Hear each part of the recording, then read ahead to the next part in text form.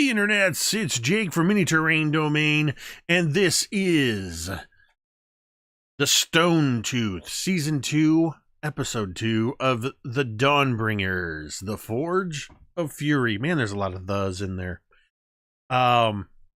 This is our regular Thursday night campaign game happening every Thursday at 8:30 p.m. Eastern, right here on twitch.tv/Mini Terrain Domain. But of course, you know that if you're in the chat right now because you're here. Every Thursday this game happens, which means every Saturday the VOD gets posted.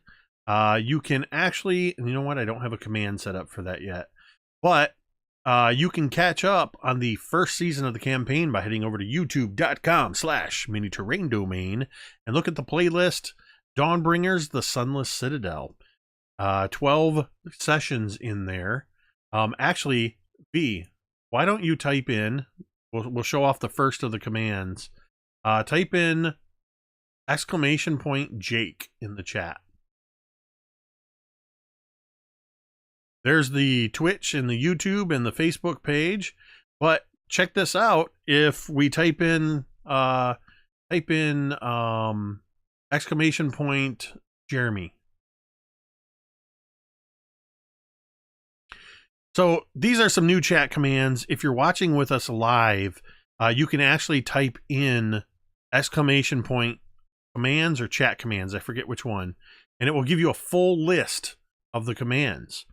You can also type in, right now, actually, I think for all of the characters are in here, except for Scotty's character, Griveth, who will be returning next week.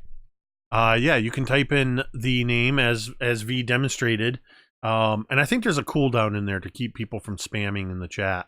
But basically you can type in the ! And the name of one of the cast members here to find out all their social media links, or you can type in their character name, or you can even simply type in, although this doesn't work for Megan and V because they're in more than one game of mine. That's a thing I ran into because this is global. But if you type in Ted's character, it'll bring up Thorgarn's information.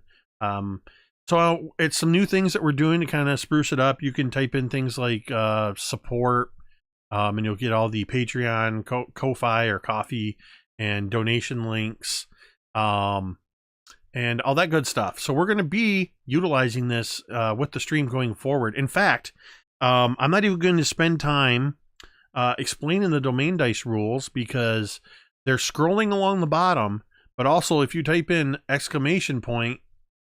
!domain dice, all of the information about what the domain dice cost and what they do is all spelled out right there in that block of text. So yeah, just another fun way that you can check some things out and get more information on the people that are playing in the game. It also means I get to spend even less time on these announcements so we can get to the game that much quicker.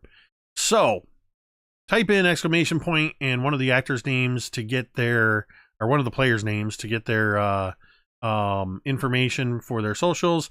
Type in their character name to learn about their characters, etc. There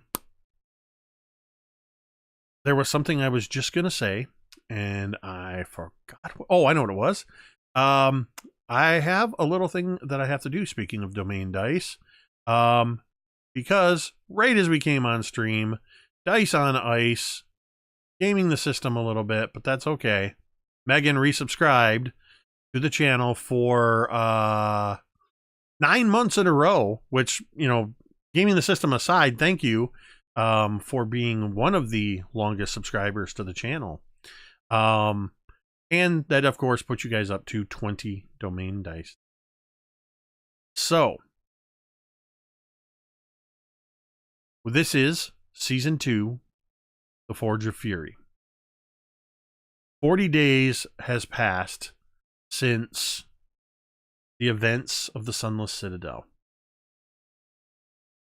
Through as yet unknown means, and for as yet unknown reasons, Cantriel has found herself in Blazing Dell.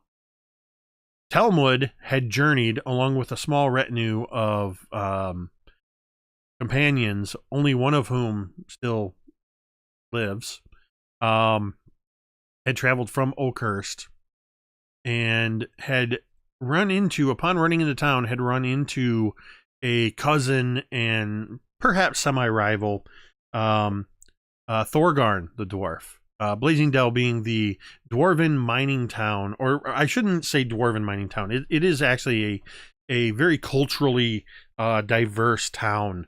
But there are a lot of dwarves, of course. If you're going to have a mining operation, you've got a lot of dwarves because they've got the experience. They've got the know-how. And so they ran into each other. Thorgarn has a bit of a storied history that will be revealed throughout the adventures, I'm sure. But he has had his own adventures. All we have really had revealed so far is that Thorgarn has had some rather traumatic run-ins with orcs.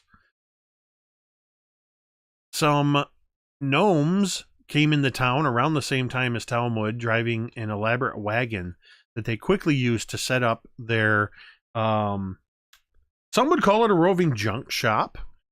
Some would call it a moving store of fantastical things. But it is no longer a viable business, as the proprietor, Feswick, was killed in the ensuing orc raid, during which the box of scrap parts that Thorgarn was bartering for suddenly sprang to life in the form of the automaton Fig, the clockwork entity that joined the fray. And Cantriel, who had been sneaking through the crowd, growing ever closer to her friend Talmud, suddenly found herself caught up in the fray as well. When it was all said and done, these four heroes had taken part in slaying the orc chief and some of the other orcs and their auroch mounts, wild bull creatures that they were riding. But over 120 citizens of Blazing Dell were killed during the raid, because the party was dealing with only the head of the spear. There were other places around the city where the orcs had attacked. Immediately following the aftermath of this battle, right near the end of it, actually, the watch commander, a male half-orc by the name of Sergeant Grender Kuln, had joined into the fray and was helping to kind of rally the troops near the end there. And in the immediate aftermath, as he approached the party, the female human who is the senior officer of the town watch showed up, Constable Dara Whitewood, and she said, "We need to talk." And that is where we left off with the session last week, and that is exactly where we are going to pick up. Constable Dara Whitewood is a woman in her, she looks to be in her late 30s to early 40s. She has a little bit sun-darkened skin, dark, longish hair pulled back into what is normally a little bit of a tight bun, but has become a bit in disarray, perhaps from the fighting. More than a few gray hairs can be seen in her otherwise dark hair. And her face is weather-checked, weather-worn, showing that she is a person who is used to being outside in the elements. She does not command her watch force, as Talmud and Thorgarn know by reputation. She is often seen walking the walls and serving, even with the lowliest town watch. She will serve with them on middle of the night watches, things like that. She is a severe woman who is not one prone to showing much more than military discipline or any real amusement. And so there is an immediate seriousness to her tone when she looks at the four of you again, and she says, "Don't make me say it again. We need to talk. Come with me." And she turns and raises a hand and just motions without looking back at you. And about a half a dozen city watch kind of fall in around you. Not so much flanking you, like to guard you. It's almost more like an escort. Talmud, you feel a tap on your shoulder as, first of all, do the four of you immediately begin following Constable Whitewood? So who was it that actually felled the half-orc chief? Was that myself or was that Talmud? I want to think it was Talmud. I think it was Talmud, but I actually don't remember. Because I know you were both Talmud and Thorgarn. You know what? I'll leave that up to Talmud and Thorgarn to figure out who was the one. Regardless of what the facts may be, I will leave it to the two of you to determine who actually felled him. Well, I'll leave it to my older cousin here. To my best of recollection, he went after me, and that's when he wound up falling. Yep. So are we still right next to the body? At this point, Or did they, I mean, yeah, I mean, this is the immediate aftermath. I mean, we're literally 30 seconds has passed since you guys felled him, and she showed up. Because I fully believe in spoils of war, and if you're going to be the chieftain, or at least chief commander in a raid, you got to have something of note.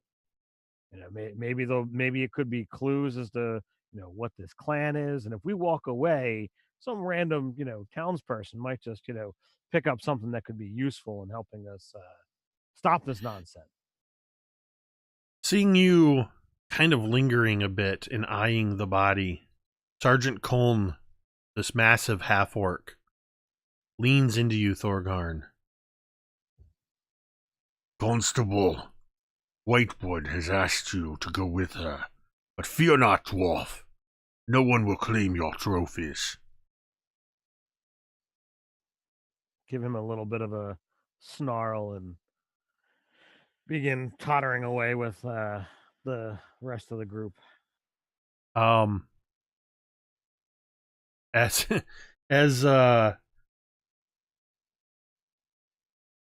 you're walking away, you catch just a little bit of a muttered, "God's damned dwarves." And then you hear just a gotta love them. And then maybe if you do look back, you would see that Sergeant Coln is actually placing some of his watch. He's placed 2 soldiers to watch over the body with instructions not to move it or touch it. I do look back, and I kind of give him an extra glare before I head off. Talmud, looking around, you would notice that as you begin moving and just looking as you felt this tap on your shoulder, and a very dusty Baron has emerged from underneath the stage where you had kind of thrown him under there of this wagon, and he's kind of walking along with you and kind of hiking up his armor, holding pieces in. And you can kind of see behind him as a couple of gnomes come out from behind the curtain of the wagon, and they very carefully place some sort of tapestry over the body of the fallen Fezwig. And they begin to pack up their wagon, but are stopped short from Sergeant Colm as he's taking control of this whole area as almost like a crime scene, but knowing with the chief being there at the epicenter. And Baron looks at you. Mr. Talmud, are we in some kind of trouble? No, Baron, I don't think so. I don't think there's any more reason to worry. And he kind of turns and looks around the square just a bit. I'm very happy to see that that you survived. That shows a lot of character, a lot of strength, even. Well, yeah. I guess I did. He seems almost as surprised that he's still around. Where are the other? He kind of looks to see if he can find the other people that traveled here with them from Oakhurst.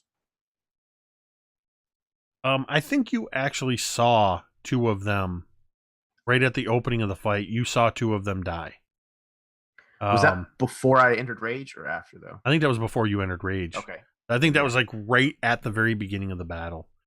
So So you would not have asked such an insensitive question. As we move away from Talmud and Baron kind of chatting, what about you, Cantriel? What are you thinking? Are you following along with this group and your friend Talmud? What's Cantriel doing? I'm probably sort of standing back a little bit because I'm noticing he's with someone new and another dwarf. So I'm probably trying to figure out what the relationship is between the two of them type of thing and kind of like, taking it all in first. And I'm also going to take note of the automaton-esque type figure that I took notice helping out in the battle because they've obviously piqued my interest just doing what they did. And as Cantriel looks over at Fig, we pan over to Fig. What's Fig's demeanor in this situation? Is Fig following? What's going through Fig's mind processes? Cantriel, you see that Fig is kind of just standing where he had felled that one orc.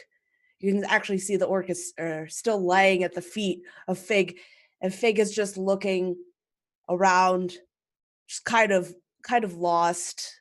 I don't know if there's any guards nearby that would kind of usher him in to follow. Does that mean that I'm bought by someone else? Well, you're something of a rare one, aren't you? Oh, hello. What is your name? I'm Cantriel. Yourself? I am Figure 2 Prometheus. That's a mouthful. Yes. You have something a wee bit shorter, maybe. The gnomes called me Fig. Well, fig'll work. They say it is a type of fruit. And they're quite delicious, I will say that. But I don't see the resemblance between me and a fruit. Usually it has nothing to do with resemblance, more upon playing off the nickname factor. So can I call you Can? Well, no, that usually isn't the best way to go about things. Usually it's better to get to know the person first before trying to give them a nickname. Although I did have friends call me Triel when I was younger. Okay, I understand. Where are we going? Well, I think we're supposed to follow the angry woman who hopefully understands that we actually did some good here today, but if you want to come along, we can find out what's going on. Right. That is anger on her face. Noted. and I think Fig would just kind of step beside Cantriel and wait until she moved and then follow her. I'll probably like look to the side, sort of like the awkward pause. Well, you can walk with me? Oh. Okay. Would you like to join me? I think so. We'll go with that. Here, come along. Just follow along with me and we'll go find out what exactly she wants. And as you guys are led through the streets, Talmud and Thorgarn, you know that you are being brought in the direction, and you can actually see it just a few blocks away, over towards where what would essentially be, if this were bigger than a city, would be like the capital location for the mayor's residence and the government buildings. And outside of the mayor's residence is a large meeting hall. Not unlike some cultures have long houses and things like that. It's essentially, in fact, seems to have almost been modeled after long houses. And outside of this building, as you approach, is the mayor, Sir Miles Barrick. And he quickly leans into Constable Whitewood and mutters something very quietly, and then enters the building along with her. As you've approached, you've picked up a few more towns guard, and several of them are staying outside of this building as you all go in. This large building, which is designed big enough to accommodate several hundred people, seems almost empty with the relatively small group that's in there now, as it is Mayor Sir Miles Barrick, and Constable Dara Whitewood, the four of you, and a few other guards that have come in.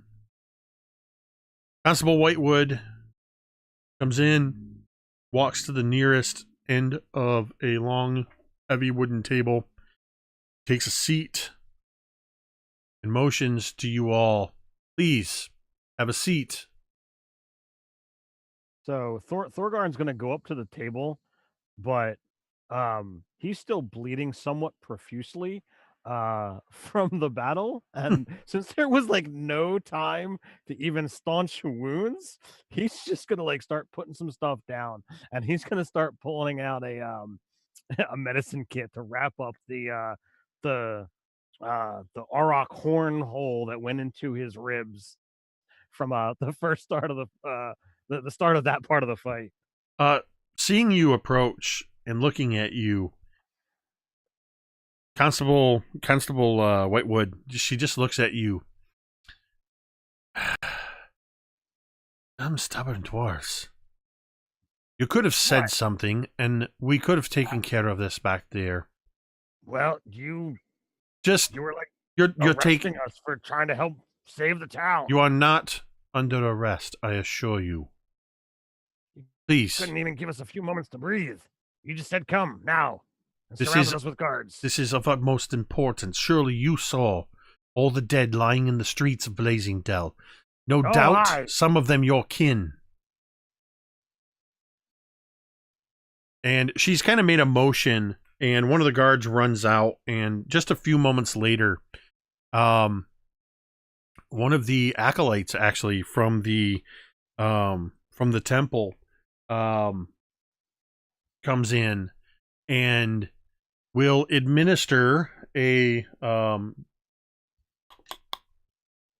to be a low level cure wounds. Oh wow. As you are healed for 16 points. Jeez, that's a low level? Well, it's only second level. But you notice that they are doing it from a scroll. And then they kind of reach into a pouch where they have a few more scrolls, and you can hear a couple bottles clinking together as they look around at the others of you. Excuse me. Are you all right? Talmud, they are talking to you. Oh, he kind of like looks down and realizes like he's bleeding from a couple of places. Yes, I seem to have acquired some kind of injury. I'm not really sure what happened to be truthful. That. Yeah, I could. You should have seen it. The Auroch lifted you clear off the ground. It did. What? Oh, well, I mean, I of course remember that happened. He kind of lies, not realizing that it's very apparent. The acolyte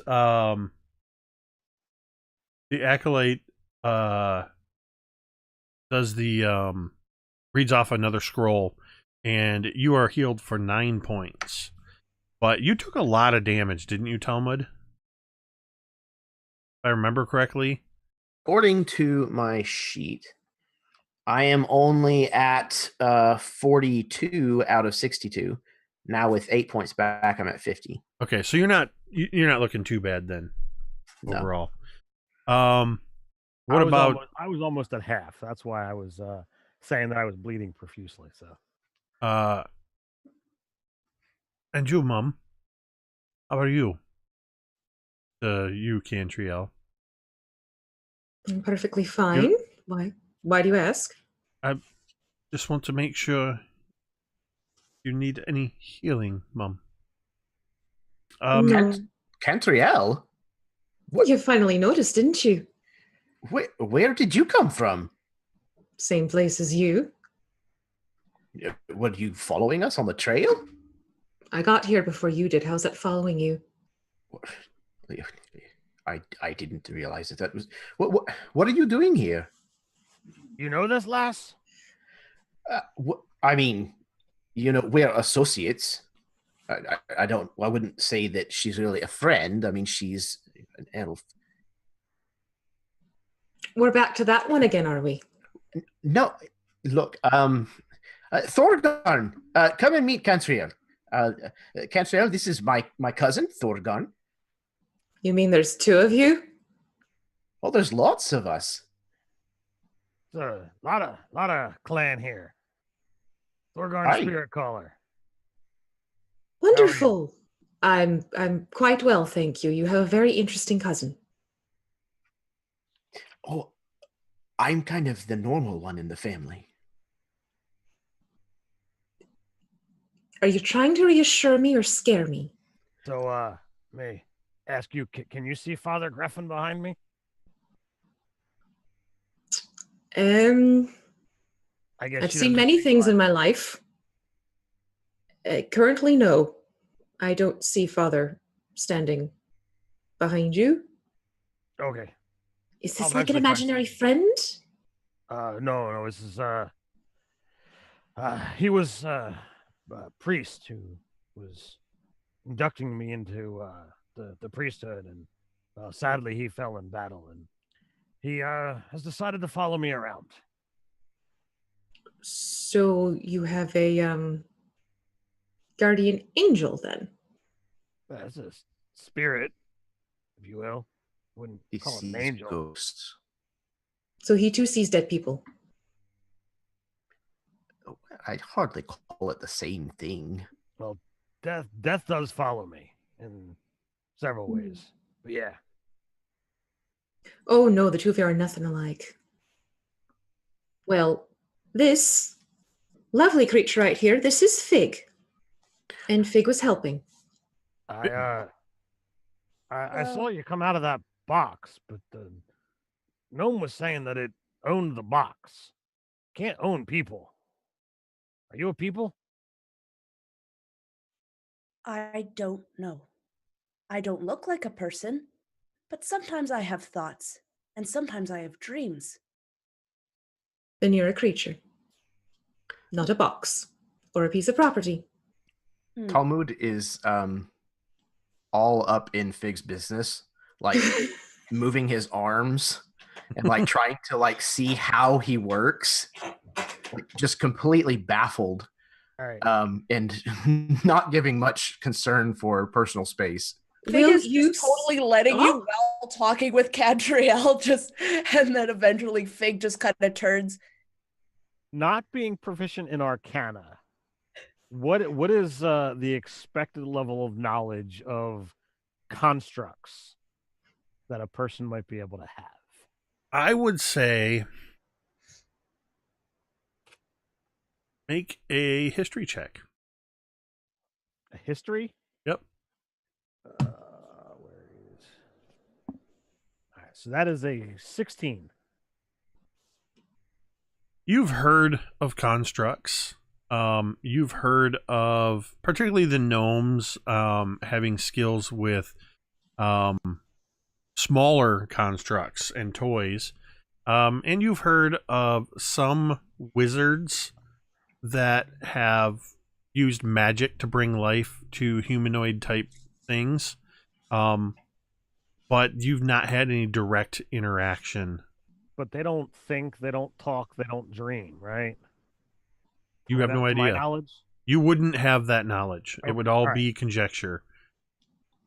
Talmud, as you're kind of lifting Fig's arms and just all up in his business, as you said, the acolyte comes up to you and just sort of swats at your hand. Don't do that. You just healed me. Now you're trying to injure me?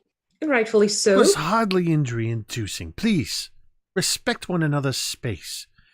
What? Excuse me. First of all, how tall are you, Fig? I would say probably like 5'7". Okay, so you're okay. I just wanted to get perspective as the acolyte's looking at you and just sort of looks you over. Pardon me, Mum. Fig. Call him Fig. Fig.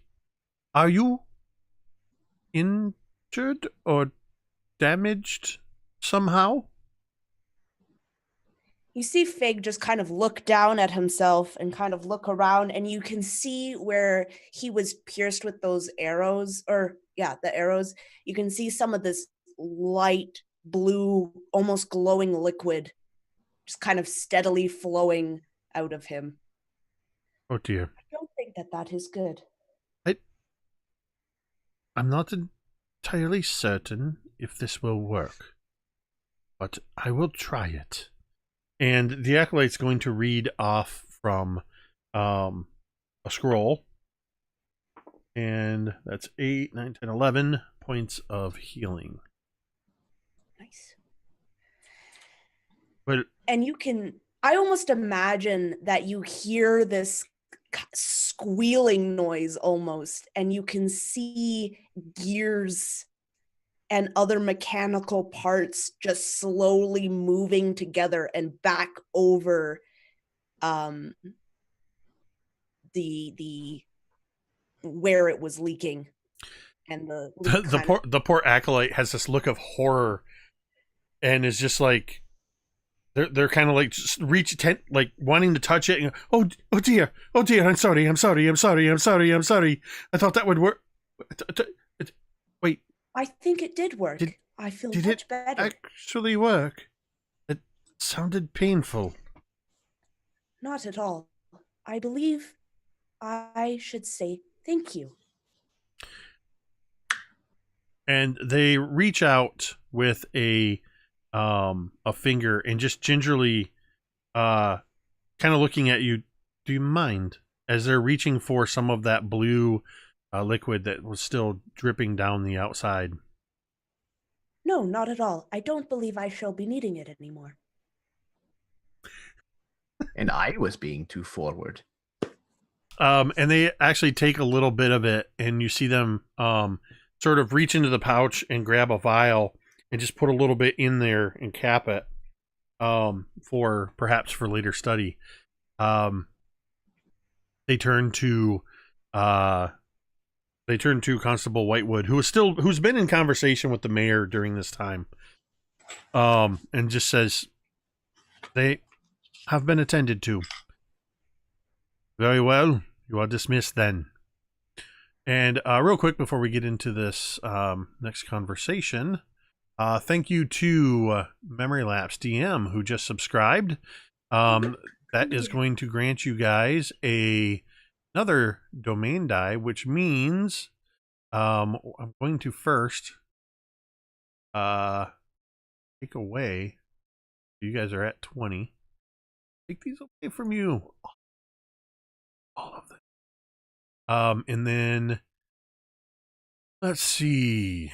Sorry, I've made some updates to the back end here that you guys can't see, and some of my controls are moved. You are at 21 domain dice now. As Commander or Constable Whitewood looks to all of you.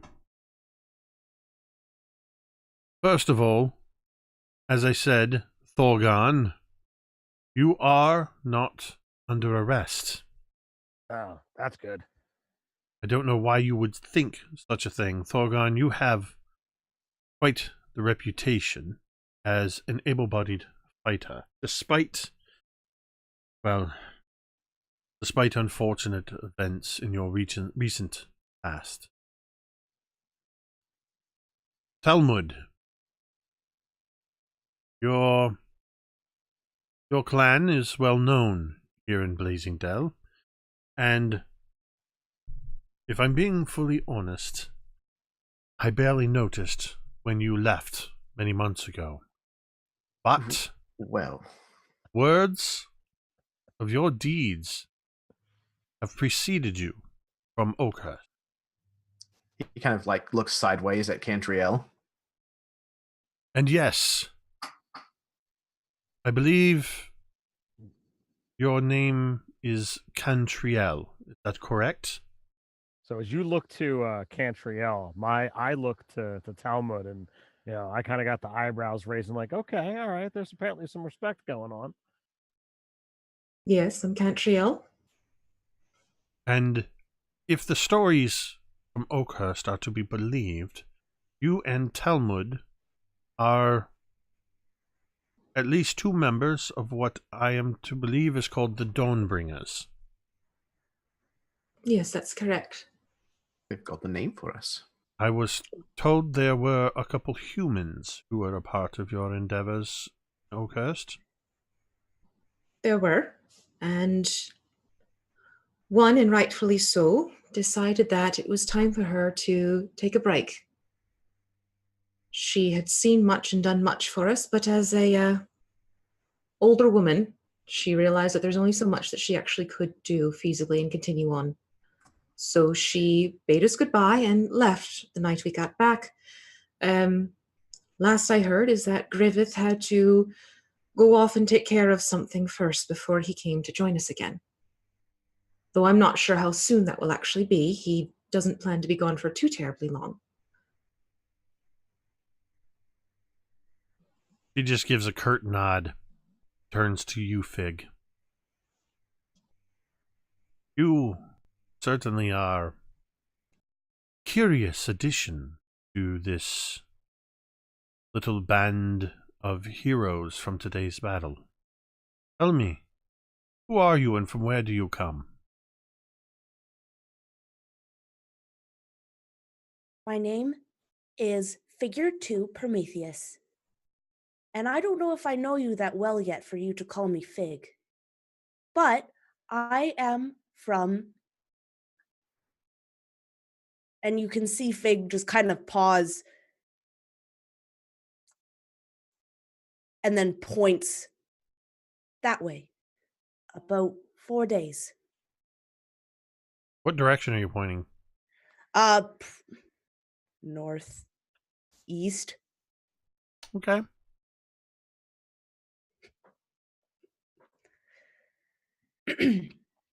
Well, regardless of where you come from, Figure 2 Prometheus, it's evident that you possess skills and abilities that place you far above even my own city watch.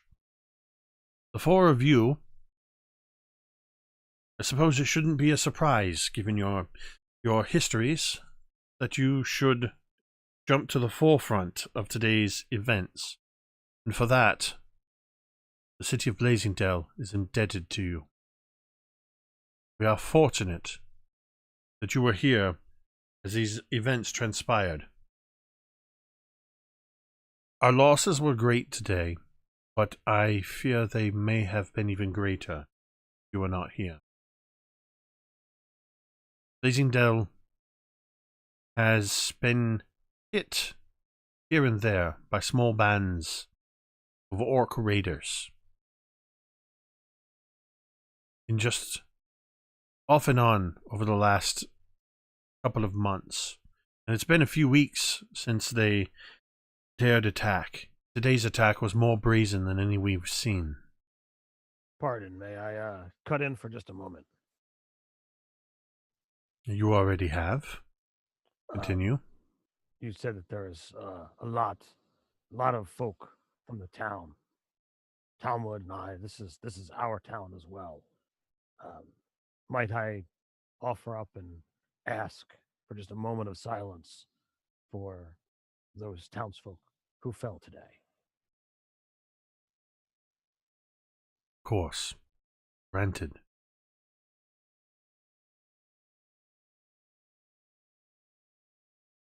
And there's silence.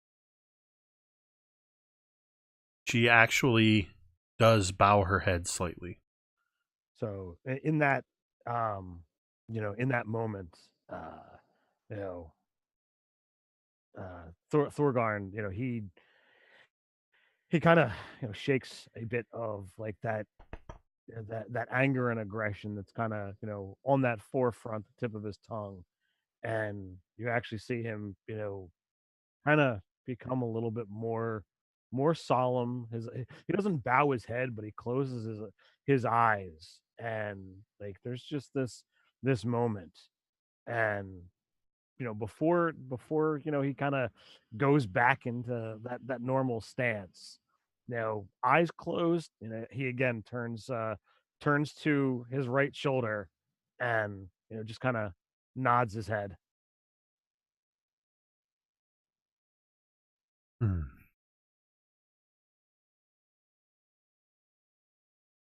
It is unfortunate, but over the next several days, there will be many burials and small funerals. Mayor Barrick is already seeing to arranging memorial services. But my hope that you will not be here for those services.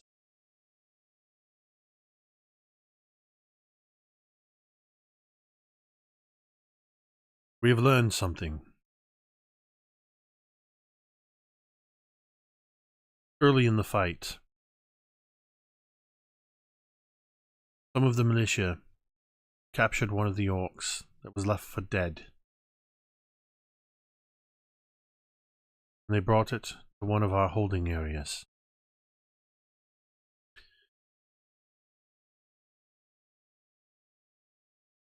They've questioned it under duress of magical charming, and before it expired from its wounds, we learned a piece of information we have been lacking some time. Where, why the orcs have taken up residence. You are no doubt familiar, Thorgarn and Talmud, with the location to the north, that jagged spire of rock known as Stone Tooth. And you would be familiar with this landscape, this landmark. It's a 1,400 foot high stone peak that is very thin and jagged, coming up out of the otherwise hilly terrain, looking like a massive stone tooth. as it was named very long ago. We are told from this orc that they have set themselves up in an encampment at the Stone Tooth. They are attempting to penetrate the interior of the mountain in search of some sort of rumored artifact, of what we could not get from him. But he did say that today's attack, the war chief, had grown restless with their mission and had been looking for blood. It was a bit of a rogue. They were actually not supposed to be. It is my fear, the fear of Mayor Barrick, that if left unchecked, these orcs will continue to grow restless. More people will die as a result. The mayor has authorized a bounty, 25 gold pieces, for every confirmed orc death.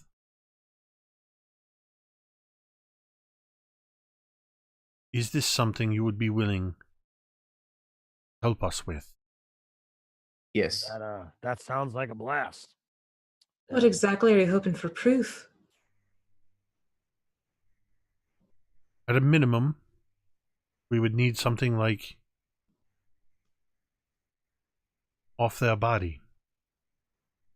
Proof that you've killed them.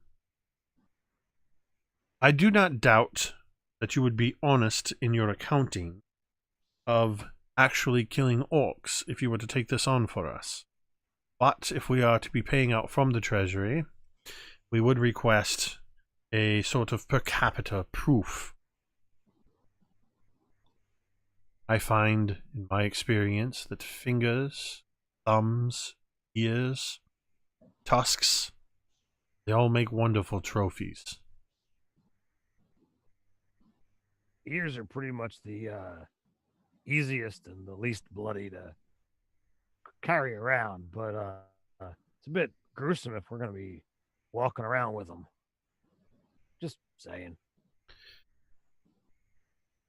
The ears are the least messy of those. If I'm not mistaken, you've had quite some experiences with orcs yourself, Thorgarn, and would be surprised if those among your group, and she sort of stops for a moment, kind of catching herself, hadn't taken trophies. A little bit of catgut, bone needle, string them along, keep them in a pouch out of. I don't really care how you do it. What I care is that our citizens are safe.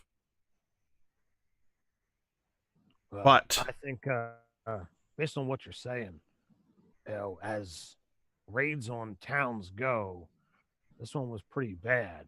But if they actually find or acquire some magical artifact from inside the mountain, clearly it's got to be dwarven made if it's inside the mountain. But that I think would be even worse for the town.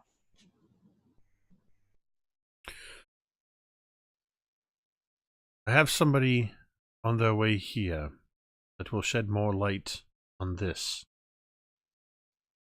They have not arrived yet. In the meantime, Figure 2, Prometheus. You have not weighed in on your thoughts on bounty hunting orcs. I must admit, I'm unfamiliar with someone of your origin, and you are nearly impossible to read.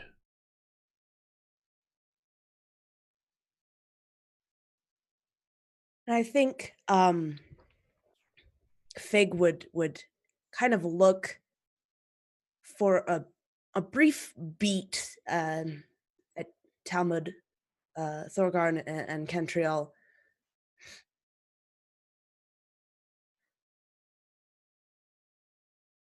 I know you didn't buy me, but I don't wish to go with the gnomes. That box is quite uncomfortable, and Cantriel has shown me quite a lot of kindness, and I enjoyed people being kind to me, and I wish to go with them. I do not know what bounty hunting is. Well, Right. Fig, I'd be happy to have you come along with me at least.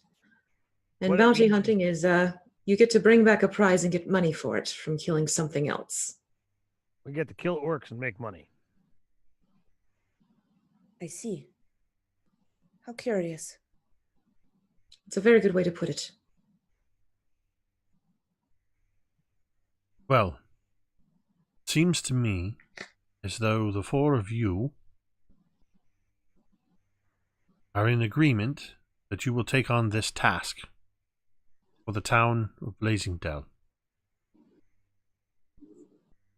When you return, whenever that may be, the treasury will more than support whatever bounty you have fulfilled. That is the full extent what we are offering, requesting. However, as I said, there is another. If you do not have any further questions, I will excuse myself and begin tending to the refortification and cleanup efforts. Your honor. Forgive me, I don't know the title. Constable. Constable. Yes, of course. Forgive me. The Gedown clan has lived here for a long time, and I would only ask that if I go and don't return, that the honor that would have been bestowed upon me instead goes to my family, the clan. It is only right, I think. Absolutely. Then I have no further hesitations, and I look forward to killing as many orcs as I possibly can for you.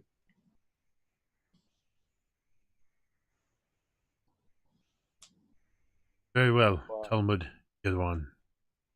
Was there anything else that you learned from the orc? That might I've be of, learned I've use? learned that when alone and bleeding, some orcs cry like little bitches. She stands up and she gives a curt, sort of snapping her heels together, and she gives a salute by way of a fist over her heart. Curt nod, and she walks out of the longhouse. You have a few moments to talk amongst yourselves. So as she leaves, this look of like utter shock, comes over Thorgarn's face. He jumps to his feet, grabs Talmud by his shoulders, and is like, "What if they're looking for the foe hammer? The original foe hammer." Yeah, that can't be possible. I mean, if the myths are true, then they would have moved it long ago. But what if? What if? We can't let no stinking orcs get a hold of something like that. Well, of course not. Just calm down. We're not going to let the orcs get a hold of anything that's in that mountain. Okay. If the two of you actually know something that might be what they're after, it might be good to share with the other two of us who are sitting here wondering what the hell a foe hammer is. Foe hammer. There's For hammering your foes. is a hero of legend amongst my clan. Vondrum Foehammer was a great dwarven warrior, and his weapon that he used for many a battle he deemed the foe hammer, and it was it's a weapon of power, and there's many different stories are out there about it. But if this is something that the orcs might be after, this is not a good thing. Not only can orcs, we wouldn't want them to use it against dwarves, but to actually have their filthy, disgusting orc hands holding a dwarven relic. Ugh. I'm noticing the family resemblance. Thorgarn, your worries are not misplaced entirely. Talmud, you recognize this aged dwarven voice as the voice you now hear coming from the other end of the hall belongs to the very man who presented you with Gerta. He turns, Granda, and kind of starts making his way that direction. Sit your ass down, Talmud.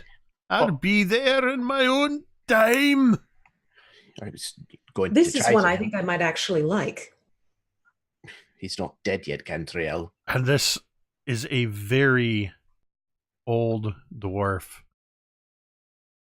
This dwarf looks like what you could imagine Talmud looking like 300 years from now, if Talmud survives that long.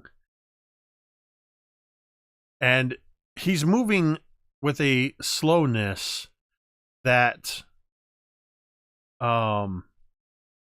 is appropriate for his age, but he also seems to have a little bit of a quickness to his eyes and his wit as he approaches, along with a couple of other dwarves, younger cousins from the Gedwin clan.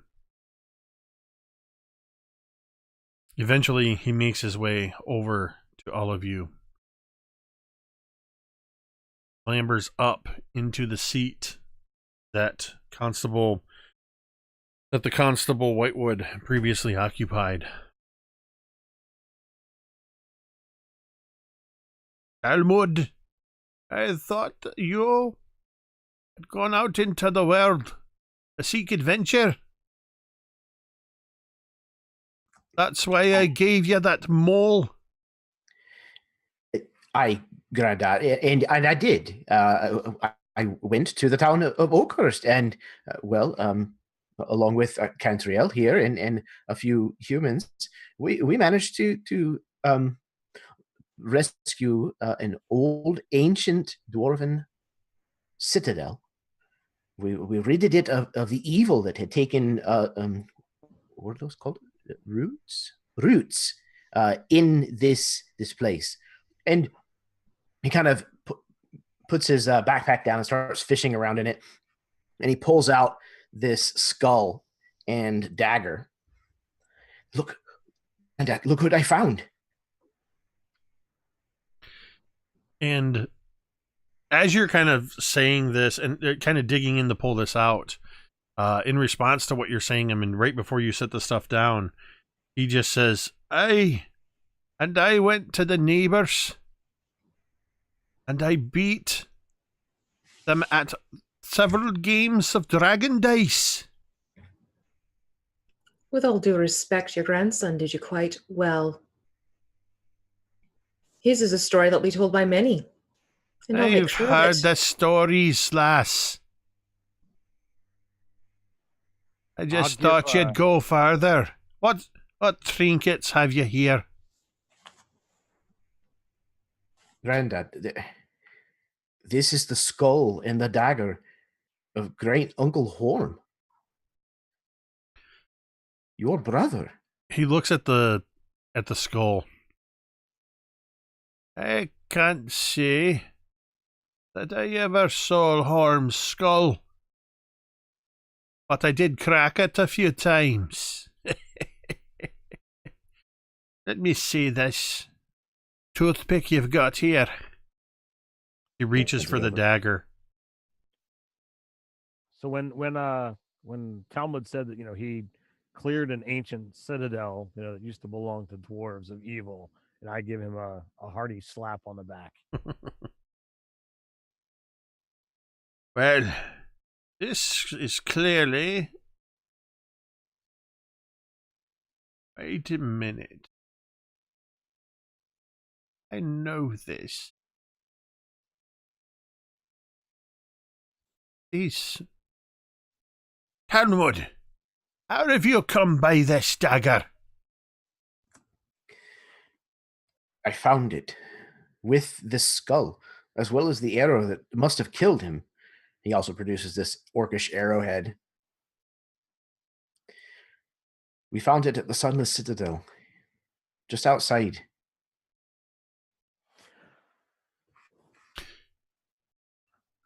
He's now holding the dagger. He doesn't seem to be looking at it so much as looking through it.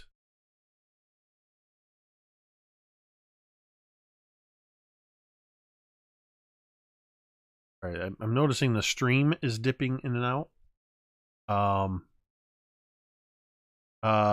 Let me know in the chat if the audio gets compromised. That's what I'm primarily concerned about. I'm not really sure why the signal is lagging so much. I'm getting a lot of green mostly, but it does keep dipping, and then we end up with it stuttering. So hopefully it's not too bad. Just know that we're keeping an eye on it. There's not a whole lot I can do about it at the moment, but at any rate, just stick with us. I do know from past experience, if it does get too choppy, that sometimes you can refresh the stream, and it will straighten out. Memory Lapse says it's a little laggy here and there, but not much. All right, we'll keep an eye on it.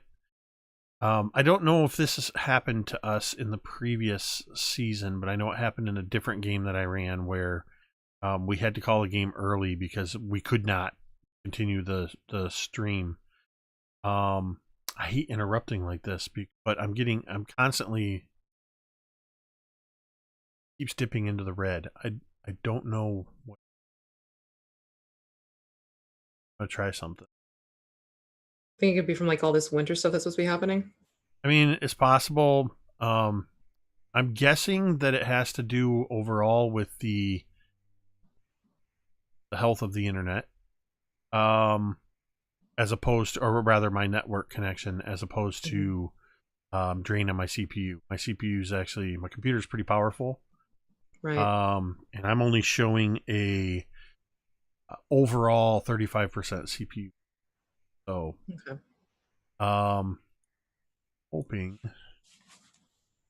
We're getting a lag is getting worse in the chat. Yeah, it was, while I was talking there, it was pinging down to orange, yellow, and red. Can you alter the stream rate? Take it down to 720? I don't think I can make any of those changes while it's actively streaming. Okay. So, I'm just going to try...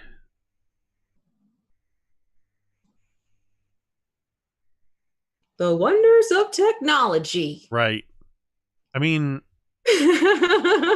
and particularly with this game, I really don't want to compromise the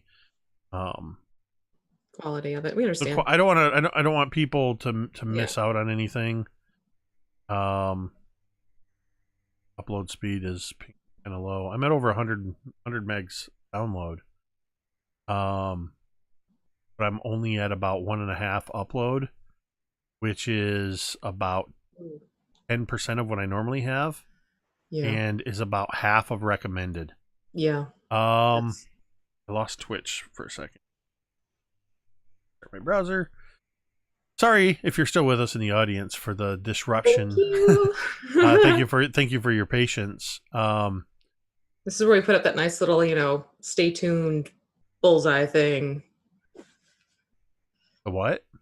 Remember, like when you were a kid, and you went to turn on the TV, it was too early in the morning, you get the little... The technical difficulties, please stand That's by. it. Thank you, yeah. Yeah, so far we've dropped almost 4,000 frames.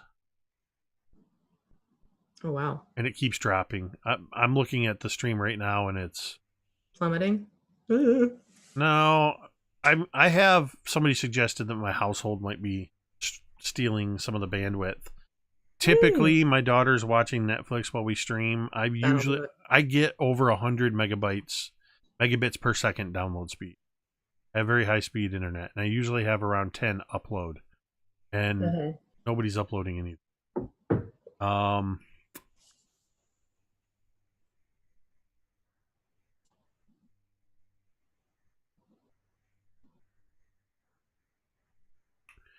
All right.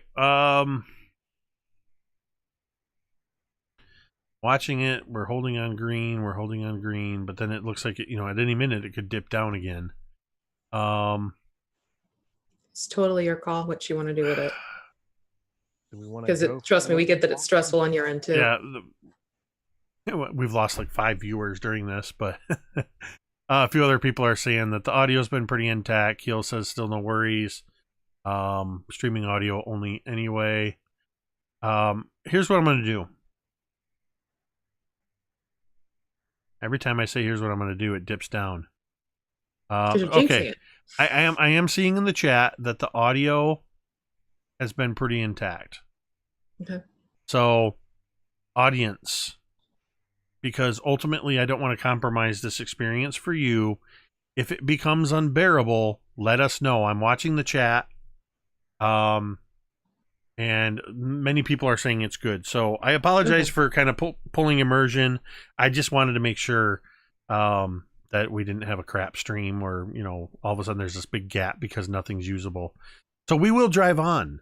And if we'll leave it to the audience, if they are having trouble hearing us or staying along with us, then we will just cut it short. And that'll just make it so that we're guaranteed that Scotty doesn't miss much when he returns next week. I think Scotty's the gremlin in the network right now, going, I'm going to ruin their stream. So, all right, yes, more people are saying it's all good. So here we go. We left off that your granda was looking at, but not so much at. It was like he was looking through this dagger that you had shown him. I gave this a harm as a gift. His 101st name day. Talmud. You see this mark here? And he points to the smith's mark on the blade. I do. And you know that a smith's mark, as do you, Thorgarn, and Cantriel, I think at this point would even know from some recent experience she's had. A smith's mark indicates who the blacksmith was that forged the weapon or the item. And this particular mark you know as belonging to your grandfather. I forged this blade for him as a gift before he went off in service. He was, well, it was a lot like you, Talmud. Taking adventure. And his voice has become very almost soft and wistful. As he took up with actually a renowned blacksmith by the name of Dargadin the Black. I'm sure that's probably a name you've never heard, Talmud. But we don't talk Dargadin the Black much. I have heard it only recently. He'll produce the bone scroll case. Aye, and what is this? There's a missive He inside of he it. suddenly just grabs it out of your hand and reads the dwarven writing on the side of the scroll. And as he reads it, he says the word aloud. Kundrakar. Kundrakar. Where did you find this, Talmud? Again, inside the Sunless Citadel. This is part of the reason why I've come home so early. You don't understand. And he No. looks at some of the others of you. Fig, Thorgarn, Cantriel. You've heard fairy tales. You've no doubt heard the story of the goose that laid the golden egg, yeah? Aye. That's a fairy tale. Now imagine you found a feather from that goose. That make-believe goose that only exists in stories. This, and he holds up the scroll case. This is the goose's feather. Kundrakar was a myth.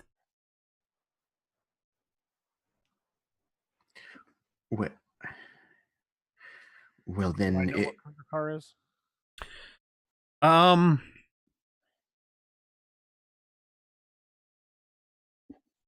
I will say, I am proficient in religion if it's any relation there. I would say make a history check, but I'm gonna say make it a disadvantage. Disadvantage. Got it. So that's going to be a solid 2. You've never heard this word before. Got it. In fact, the only other person at this table that's heard this word would be Cantriel. Actually, Fig, why don't you make me a history check? Straight up history check. Got a 13. Nope. You've never heard this word. And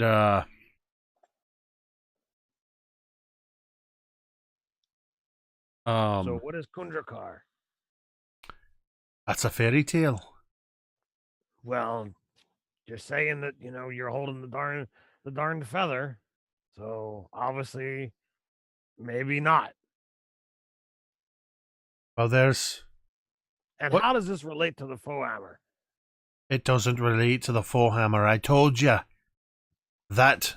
Well, it does relate to the Foehammer. And that I don't believe the Foehammer exists. There. A Foehammer is a golden goose. No. All right, look.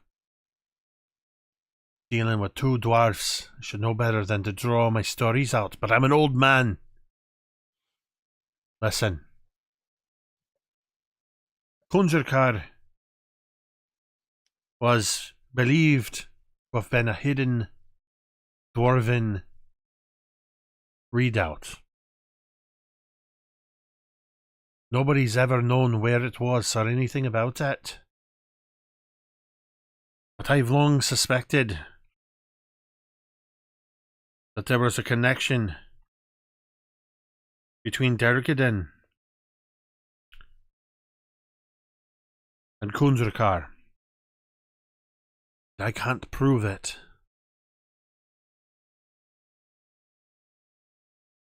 I've always thought there was some connection between Kundrakar and Dergeddon. Dergeddon was real. I knew him. What were you saying, Talmud, about this being the reason that you came back? I found this, and I found the skull of Great Uncle Horm, and I... Perhaps you might want to tell him what you saw. I saw his death, Grandar, as if it had been my own. Like I had lived it, almost.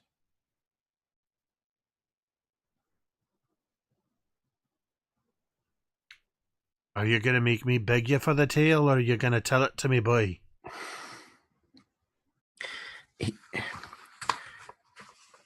He worked with Durgan the Black. And I'm trying to remember the part of the story here. Did the piece of paper that was in there, did it crumble apart? That had the written snippet of it? I don't remember. No, I think something did happen with it. Yeah. I know it was a crumbling mess, and you only had part of it, Mhm. and it was falling apart as you were holding it. But you were able to, you read it, and then you kind of learned the rest of what the message was. Yeah, I have Kumdrakar and the names and stuff written down, but I did not write down that snippet of what the story said. I'm a bad player. He was meeting with the other guy, with Durgan, wasn't it? Durgan gave him the missive. Told him he was one of the last ones alive, and Yeah. he had to get back.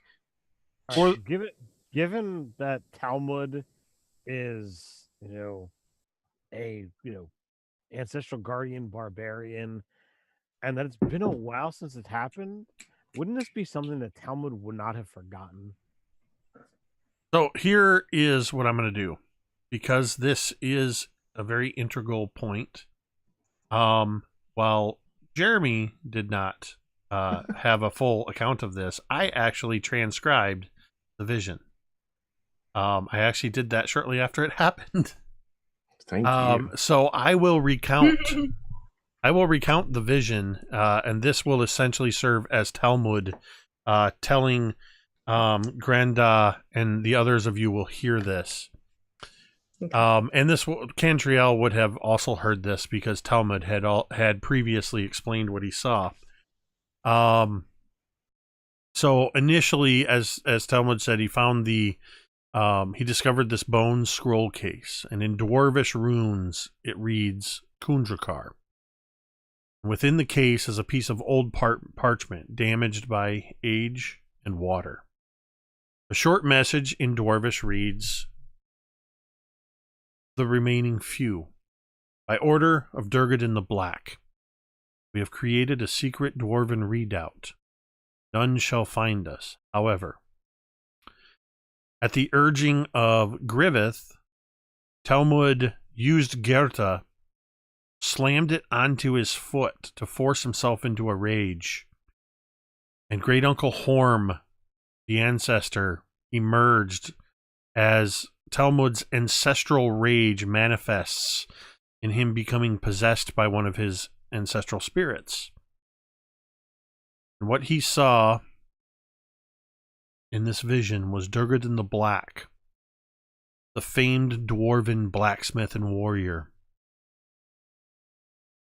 who was well into his 300th year, though his hair and his beard were jet black.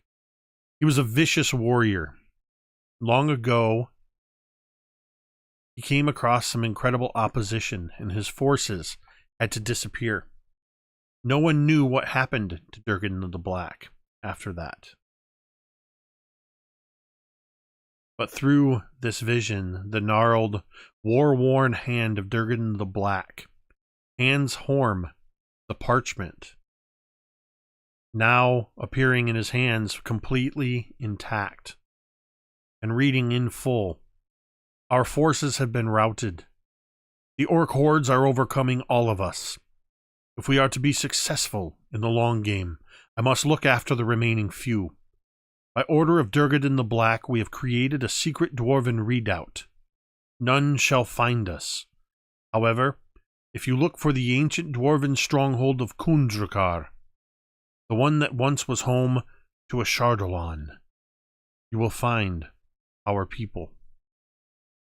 Durgan the Black says to Horm, You are the last one to take one of these messages. Let the others know where we are. Horm grips Durgan the Black's hand, his brother in arms. Orm, the last of the 3 dwarven runners sent out to seek survivors, bearing this message. The last thing Horm faintly remembers is climbing out of the sunken ruins of the Sunless Citadel, climbing to the surface, this piece of parchment clutched in his hand. Horm looks at it one last time. The last thing he sees is the flaming black orc arrow that pierces through the parchment, setting it afire as it pierces into his heart, and he falls lifelessly into the chasm of the Sunless Citadel, never having delivered his message. And that is the tale that Talmud that you relay. And your grandfather says to you, as he's nodding his head, he does not interrupt you at any point in this tale. He listens patiently.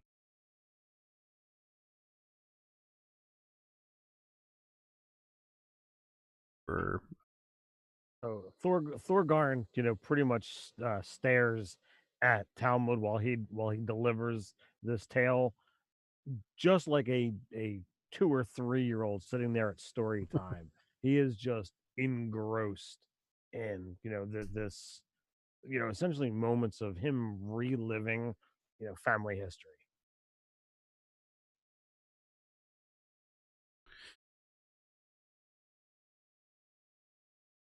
And Granda tells you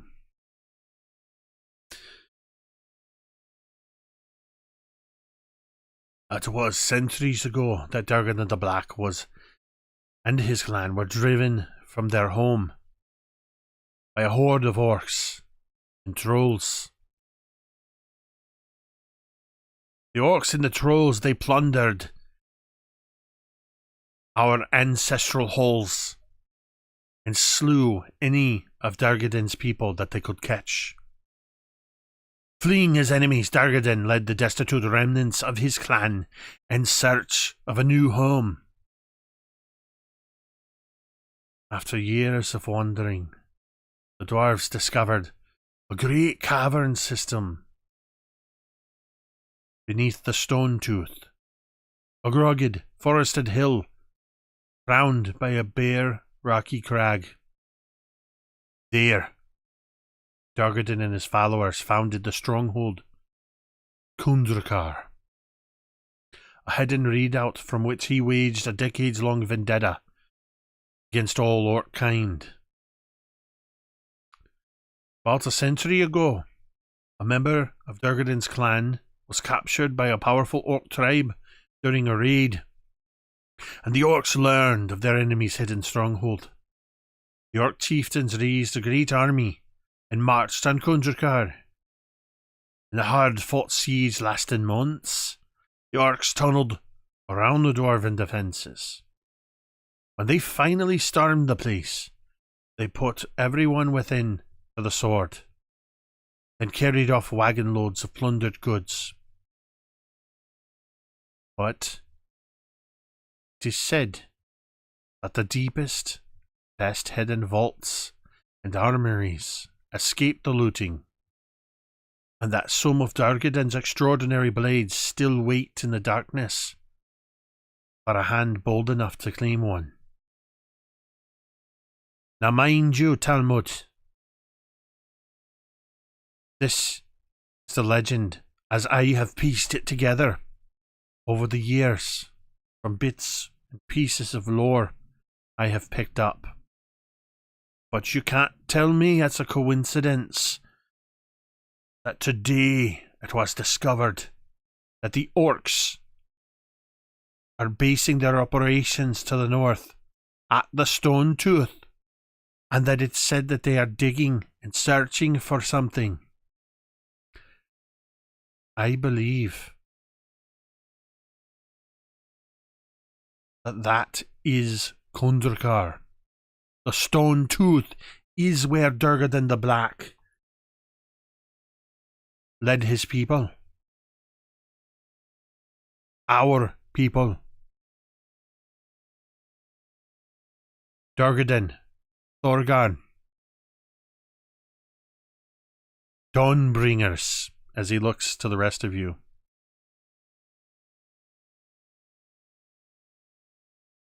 It is more important than orc ears and trophies that you eliminate the orcs. You must claim our ancestral home.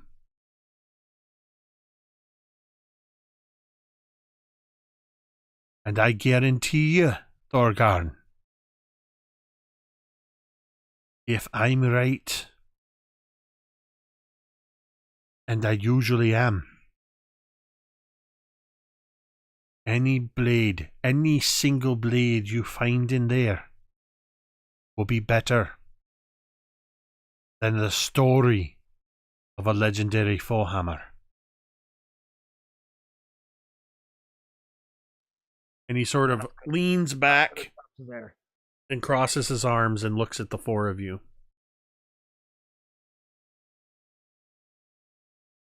I got no problems killing orcs, and as I said, the orcs looking for something to cause trouble is more important than their ears and profit. Well, But- if you can make a few gold on the side, do it. But if we're killing orcs anyway, might as well get some coin in the meanwhile.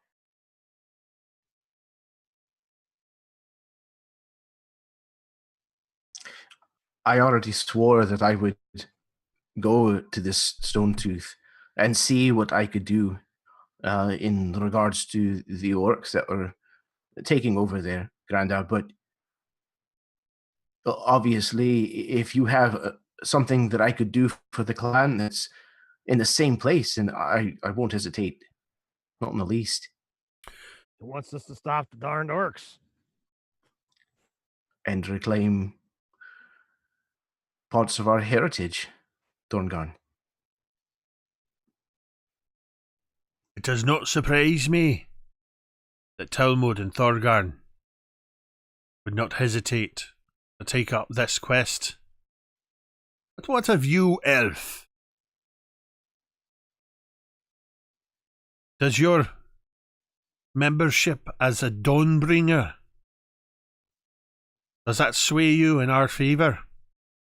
Or have you reservations? The only reservations I have is if I have to carry a bunch of orc ears around. If someone else carries them, I'm fine by it. Orc ears be damned. It's the legacy I care about. I got no problem doing the carrying, and I got no problem splitting the shares. What of you, Clockwork? What stake do you have in this?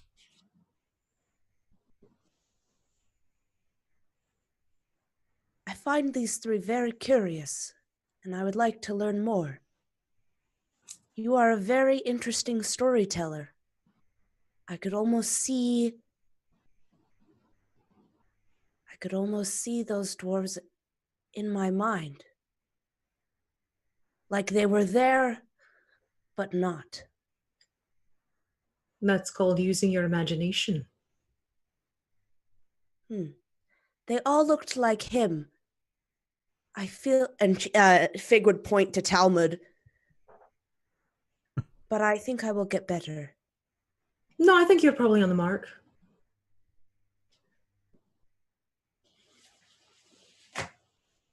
Daft elf, you think we all look alike? You absolutely do. Especially when you're upset. You tend to all seem to turn the same ruddy color and speak gibberish. I recommend that all of you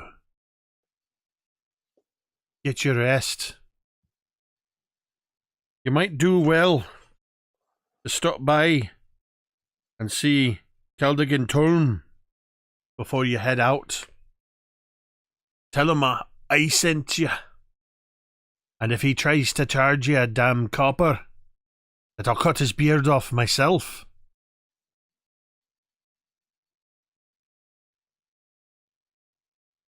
Get some rest. And he looks at you, Thorgarn. Some of you look like you could use it. So, while names have kind of been passed around, Cantriel and Figure 2 Prometheus. Not sure what you said. It's kind of No, a yeah, lot. you got it. As obviously, I've been introduced as Thorgarn, cousin to Talmud. The stories say that Dawnbringers the name, and more than happy to travel with and get to know what you can do and who you are. I've shared that death has swallowed me, and I have done some adventuring with some other compatriots, and I feel it's only just I let you know that I left Blazing Dell with a group of dwarves in a caravan, and I was the only survivor. Before I made it back to Blazing Dell, as I said, I traveled with some adventurers. I was the only one to survive. I don't know whether death is looking over my shoulder, whether I've got some darned curse on me or whatnot, but I'm just letting you know that if you'll have me, I'll fight with ye. But I will not be blamed should any of you fall if I am any of this curse nonsense. You survived. That's what mattered most. And again, he looks over his right shoulder and kind of away from the group.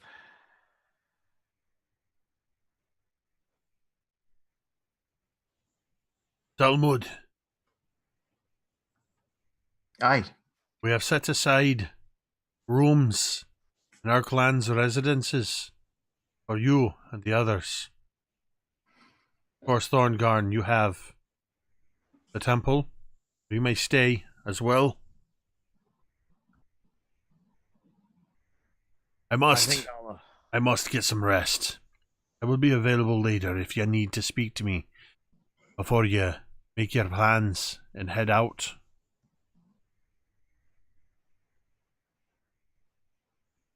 Thank you, Grandad. And he kind of indicates the skull and the dagger.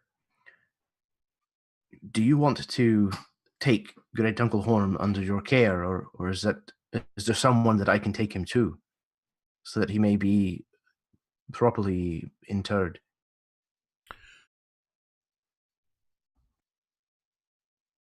It's an empty vessel. Talmud. The stories I've heard, and what you told just now,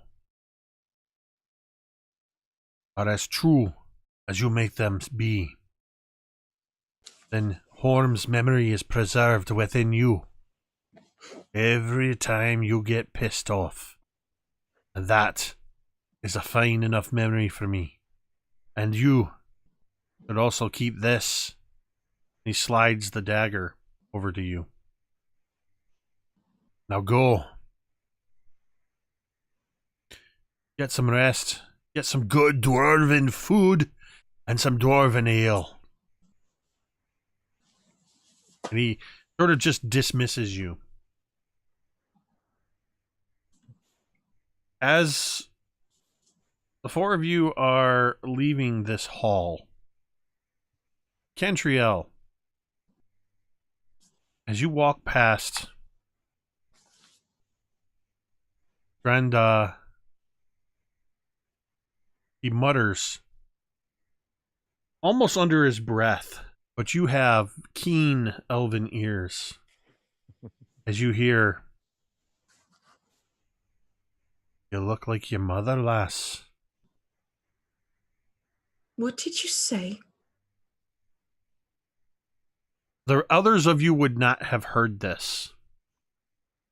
And already Grandad's dwarven attendants are ushering you and saying Talmud, telling you, you know where to go, but they're telling you that food has been prepared and urging you all along, and they're treating you, Fig, as if you're just part of this group, leading you along. So you almost don't have a chance to notice that Cantriel isn't with you anymore.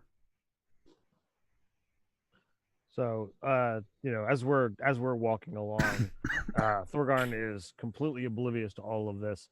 He's having a whispered conversation in Dwarven with Father Griffin. I said, lass, you're a spitting image of your mother. But you never really you don't have much of the look of your father about you. My brother did. Aye, that he did. How long has it been? Over 100 years now? That sounds about right. When was the last you saw them? It was about 100 years ago. Around the same time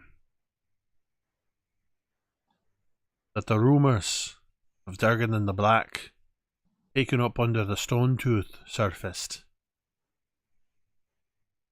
When you have a feature like that set so prominently, rumours, myths and stories rise up around it. There's some that claim that the great worm Ashardalon, when he was just a young dragon, took up residence there. I don't know if there's truth to that. I don't care much about dragons. But I remember your family passing through this area. Only because at that time Blazingdale was more of a dwarven community. And so, well, a small band of elves stood out like, well, a small band of elves in a dwarven community. I remember your mother. I remember your father. Truth be told, I probably never would have remembered them if you hadn't walked into Blazingdale today. It was the look about you that sparked that memory. I wish I could tell you more.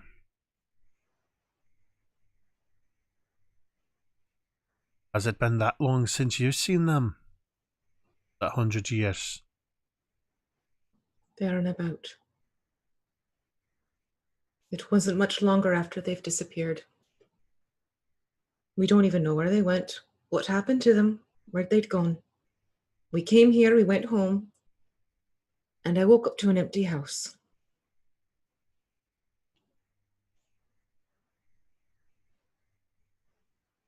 That's truly a sad thing for anybody to lose their family. Family is important. And he sort of looks in the direction that Talmud walked out. I don't know what's happened to your parents, lass. But I can tell you that 100 years ago, they came by this way. And I can tell you that it sounds like you are living their legacy.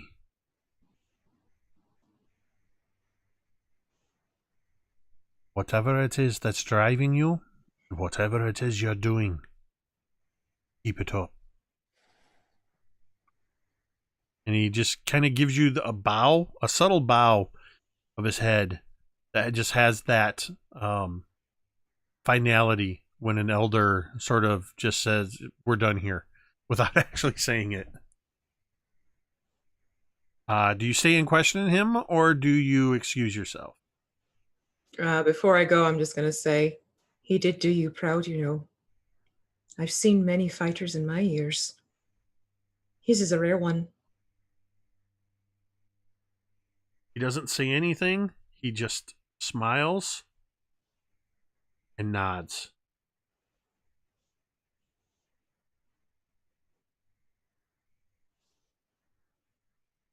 And I really think, with knowing that Scotty's coming back next week and the dipping, it frustrates me, the stream quality dipping in and out. We've lost over 20,000 frames. That's a 10.7% frame droppage. Bless your hearts, those of you in the chat that have been sticking through the dips and stuff. I told the players before this session started this was going to be narrative heavy. I really would have liked to go on for another scene or two. We typically, if you're new to this stream, we typically run until around for about 2.5 hours. Occasionally 3 when the arc is really good. But if you guys remember, in season 1, it took you guys 2 sessions before you were actually on your way to the Sunless Citadel. So it wasn't planned that way. And this also feels like, narratively, it feels like a good place to just kind of, it's almost like these first 2 shortened sessions are like that. It's a 2-part premiere, part 1 and part 2, you know, kind of thing. But thank you for those that are reporting in on the quality. It's still one of those things where I feel like it would almost be forcing it to go on. Not that I don't think you guys could carry on a wonderful narrative thing. You guys learned a lot tonight. And Talmud and Cantriel in particular. Fig, I almost pictured just like this sponge, just absorbing everything that's happening around. Is Fig a him, a they? Fig is a him. Okay. Yeah. And then, yeah, just all around fantastic, as usual. And it seems that many of the people that have come into this game are already familiar either with our game or some of the other games, so they already know the quality that you guys bring to the table. And it's just so awesome having Ted able to join us and be a part of this story. And I can't wait. We've not even hinted. We said it a couple times, but Scotty himself has told us that he will be able to play with us next Thursday. So that will be fun to see what Griveth has been up to for the last 40 days and what brings him to Blazing Dell and how you guys meet back up. We didn't do this at the beginning. In part because we have the new chat commands that some of you are taking advantage of. I obviously have to tweak some of the keywords. I like that Memory Lane just said fan of Nerdarchy, by the way, and it automatically brings up the Nerdarchy social media. But anytime anybody mentioned Talmud in the stream, Talmud's block of text would fly up. And I think somebody said something about Fig Newtons in the stream at one point, and it caused all Fig's information to come up. It's a new feature to me, so I'm kind of learning the ropes a little bit with that. But that said, one of the goals that I'm trying to do with this new season, and just with my streaming in general, as I'm constantly trying to improve, is I want to have a very, very small amount of time from when we go live until we're actually playing the game. So again, with the shortened session, we didn't do it, but in future sessions, we will be having a break midway through the stream. And, we will. I see what you did there. I don't even know how to say that. Aquibian, trying to That's force Connor. it. Yeah, I That's know. Connor. I know. I thought it was Connor. Okay. trying to force it. Connor's the other half of Dice on Ice. At any rate, we will be having a break, and we'll actually be doing announcements and things in as a pre-recorded thing in that break, possibly with channel promotions and things like that. So be on the lookout for other great things, giveaways, and things like that coming to the stream. The other thing that we'll be doing at the end of the stream, and what we're going to do right now before we get out of here, is I'm going to let the players themselves tell you where you can find them and what they've got going on, what's coming up in your schedules that's not in your little blurb that comes up. So let's start with Megan. Hi everyone, I'm Megan. I am one half of the YouTube channel Dice on Ice, where we do live plays with a I never know how to say it, bi-monthly, every other Tuesday. We do Curse of Strahd, and Jake is in it. So check that out. And we are very, very close to reaching the 200 subscriber mark, which is very exciting. We're only 5 subscribers away. So yay. So that's very exciting. And I am loving this. I am interested to see just this whole new dynamic that's starting up again, but it feels super cool. So I'm very excited. So thanks for having me. Excellent. Thank you, Megan, for that. And yes, many of you may recognize that Megan is a frequent player in one-shots and campaigns on this channel, playing in every single one of the stream campaigns that's running on the channel right now. As I also appear in several of her one-shots, and now in, as she said, this Curse of Strahd campaign. Speaking of campaigns that I appear in, Ted. So, I am Ted from Nerdarchy, or Nerdarchist Ted, as some of you might be aware. We, primarily have the YouTube channel talk about mostly 5th edition Dungeons & Dragons. Every once in a rare while, we'll sneak something else in there. I am super happy to be on here and playing in Jake's weekly game. As he mentioned, he says, since playing games, Jake is a player in my monthly RPG Crate game that we stream on the channel. Next game for that, I believe, is next week. So you can tune over into Nerdarchy next Friday night at 8 o'clock Eastern Standard Time. And if you want to check out that game, it'd be really cool. And Jake says to tease out things that are going to be happening in the future. Nerdarchy's been talking about this for a while. We still don't have a date yet, but we will be launching our very first Kickstarter, hopefully in the not too distant future. So when that does happen, we will absolutely be, talking about it everywhere that you can look for Nerdarchy, including here.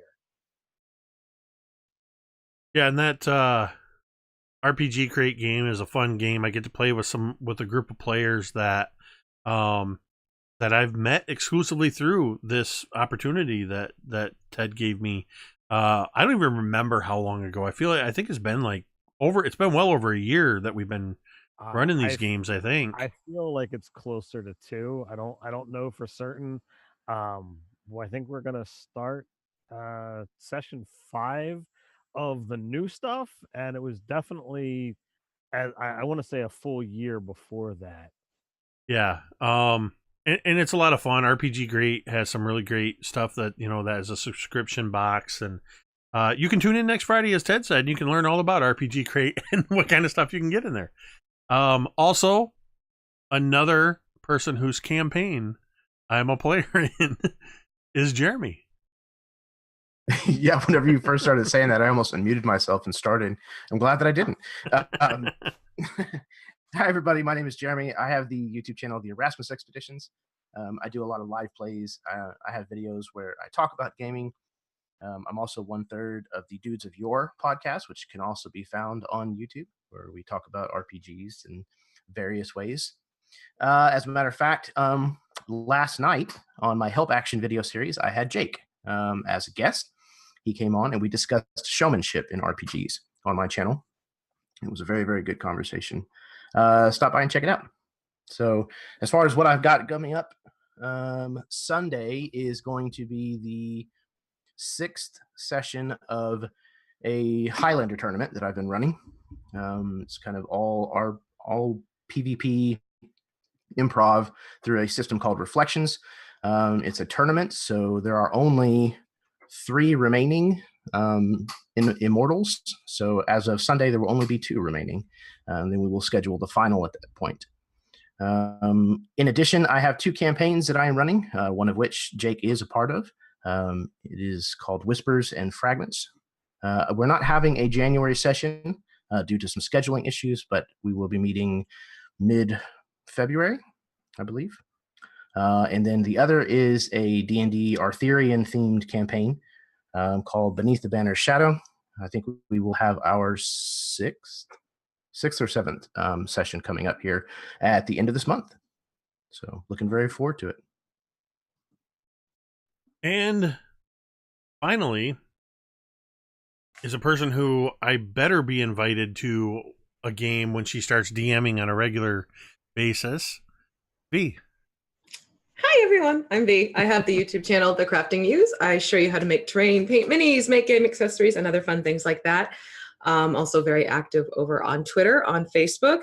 And I actually have a giveaway that's going to kick into gear as soon as certain social media accounts kick over to certain 1,000 counts. So the YouTube channel just crested into 7,000 yesterday, which is pretty darn cool. Yay. Congratulations on that.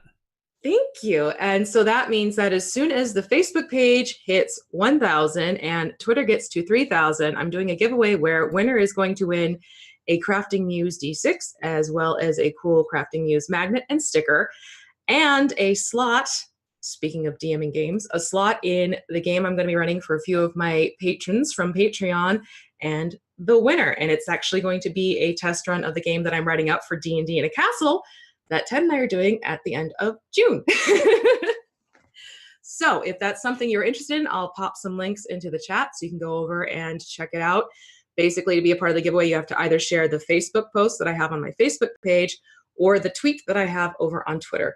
But yeah, I'll have all the information there for you in the chat in just a second, but something to consider. You could sit along and play, and, you know, maybe I might invite some other people I know. Yeah, if this campaign continues into a season 3, we will definitely have to take a couple-week hiatus as Ted and V will be busy in Europe with the D&D in a Castle. So, of course, I am the Dungeon Master. Jake, also known as Mini Terrain Domain, MTD_Jake on Twitter. You can type !Jake and get all my details on there. Here's what we got coming up on the stream and what's going on. Sunday nights is our Tomb of Annihilation campaign that's been going on for over a year. We just finished up episode 36 this past Sunday. It is called Jolt of Personality, and it features Megan and the other half of Dice on Ice, Connor, along with Marquise and Mike Lasham, who Mike Lasham is also the DM for the Monday night game, All That Glitters, a Waterdeep Dragon Heist, which also features Megan and V as players, along with myself playing a Tabaxi Bard, and my good friend Dwight, the Big Bearded Nerd, is a part of that as well. Every other Tuesday, as Megan said, I will be on Dice on Ice in the Curse of Strahd campaign. One Wednesday a month, I will be appearing on Erasmus Expeditions in the Whispers and Fragments campaign. Typically this month was 2 Fridays, but typically 1 Friday a month on Nerdarchist Ted's, the Nerdarchy channel for this RPG Crate campaign game.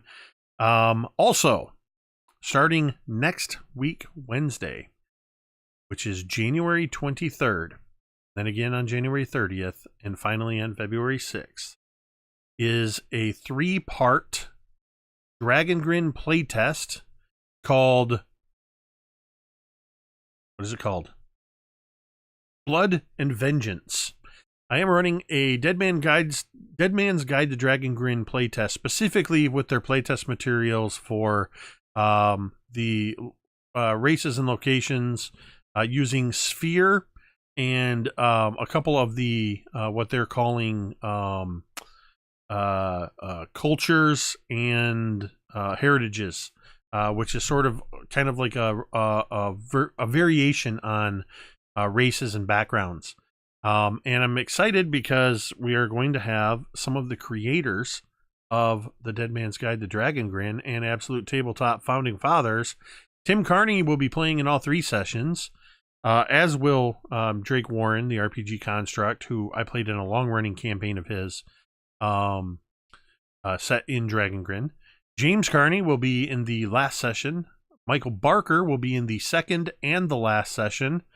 And we also have Baron Cantriel, and Connor Davies is playing in the first and possibly the second if I don't kill him. For some reason, I just want to. I've killed Connor a couple times. I just want to kill him. So he might not make it to the second session, but he might surprise me, and maybe he'll be the sole survivor. We'll see. But you can find that right here on Wednesdays, starting next week. And then just stay tuned for all the other great stuff we got going on. That's all I got. I've talked long enough. So we're going to go ahead and we're going to end the stream. I can't believe I didn't do this. Oh my gosh. Somebody needs to suggest, go to Twitter. What should the chat command for ! Metadata be? Not just MTD. I don't have a metadata. No, I mean, what would it, if you type metadata, what happens? So there's a lot of options that can happen with that. So just be thinking about that. Tweet at me. Let me know what you think. And speaking of metadata, we are going to go ahead and we're going to end the stream the same way we end every stream. And you can say it with me if you want. Metadata.